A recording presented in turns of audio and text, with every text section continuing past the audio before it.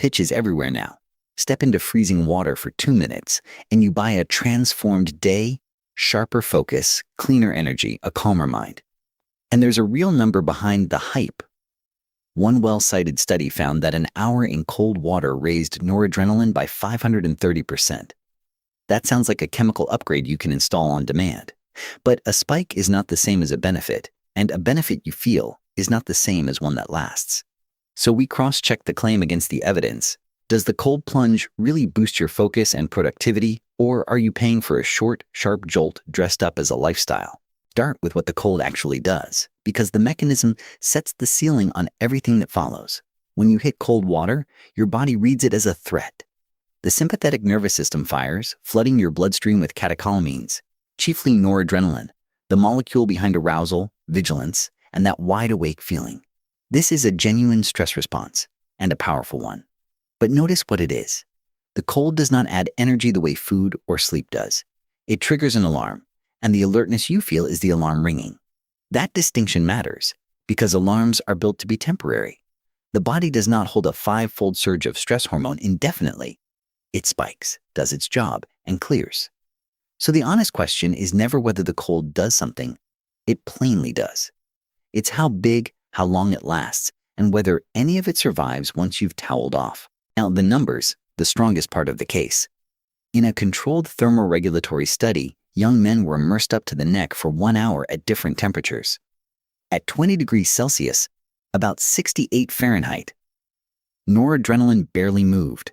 But at 14 degrees, roughly 57 Fahrenheit, noradrenaline climbed by 530% and dopamine by 250%. A separate study in 10-degree water found plasma noradrenaline more than tripling within 45 minutes. So the neurochemical hit is real, large, and reproducible. But it is dose-dependent on genuine cold. The lukewarm plunge does almost nothing. And the headline surge comes from an hour of immersion, not the 2-minute dip most people actually take. Here is where the marketing and the mechanism part ways.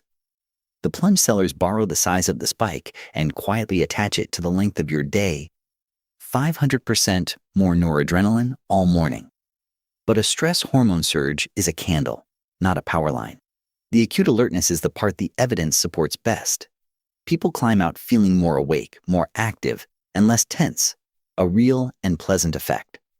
What the data does not support is durability. There is no good evidence that a morning plunge installs a higher baseline of focus that carries through to mid-afternoon. The catecholamines clear over the following hours, and your attention returns to wherever it was headed anyway. So the cold plunge is best understood as a state, not a trait, a sharp, short window of arousal you open on purpose, not a permanent upgrade. Treating a candle like a power line is how the claim outruns the data. So step back from the anecdotes and look at controlled trials. A 2025 systematic review pooled 11 randomized trials covering more than 3,100 participants, the most serious look at cold water immersion and well-being to date, and the results are a study in nuance. Sleep quality showed promise, overall well-being nudged up, and one large dataset reported a 29% drop in sickness absence among people taking cold showers.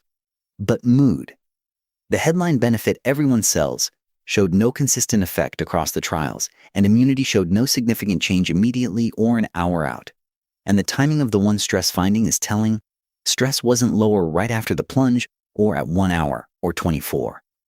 The only significant reduction showed up roughly 12 hours later. Whatever the cold is doing, it is not the instant, all-day calm and focus switch the thumbnails promise. The real effects are smaller, slower, and patchier than the pitch. Now the finding that should stop the gym crowd cold, the cost the marketing never mentions. A lot of people plunge right after lifting, believing the ice helps them rebuild. But here the mechanism that makes the cold feel good works against them. Cold immersion blunts inflammation and blood flow. And after resistance training, that inflammatory signal is part of how the muscle decides to grow. A 2024 meta-analysis of 8 studies found that cold water immersion after lifting attenuated muscle growth compared with training alone, with a pooled effect of about minus 0.22. The cold suppressed the anabolic signaling that turns a workout into bigger muscle. Curiously, raw strength held up better than size in the same data. But the headline stands, if your goal is hypertrophy, plunging right after your session can quietly tax the exact adaptation you trained for. And there is one more thread running under every well-being claim here, And it is structural, not cynical. You cannot blind a cold plunge study. The participant always knows whether they were just dunked in freezing water. That single fact means expectation rides shotgun on every result. People who buy a plunge tub and believe it will transform their focus are exactly the people primed to report that it did. The reviewers themselves flag it. The inability to blind, the self-selected control groups, the self-reported surveys, the small samples, and the simple truth that doing something hard first thing in the morning makes you feel accomplished, entirely apart from the water temperature. None of that means the cold does nothing, the noradrenaline spike is real and measurable. But the gap between the lab-measured effect and the life-changing testimonial is partly filled by belief. And belief is not something you can bottle and sell, though. Does the cold plunge actually boost your focus and energy?